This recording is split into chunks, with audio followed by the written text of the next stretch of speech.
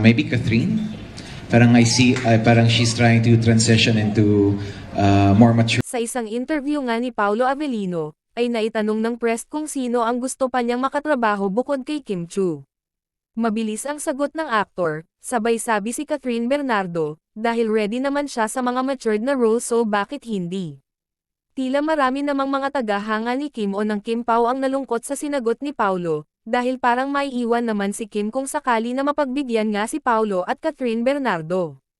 Pero relax lang dahil, may bagong confirmation ang Kim Pao kung saan ay inamin ng dalawa, na may gagawin silang isang pelikula na matured ang role at may halong horror.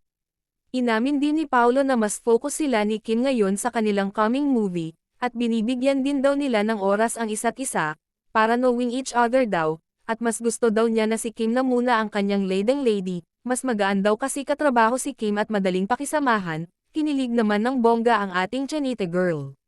Dahil malakas naman ang kanilang tambalan ay nakatuon ngayon ang mga netizens sa kanilang dalawa.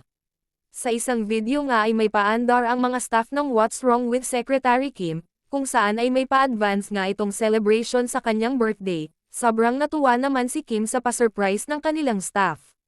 Maya-maya pa ay sumilip si Paolo Avellino kung saan ay magkasama ang dalawa, dahil ginagawa nila ang last taping ng What's Wrong with Secretary Kim.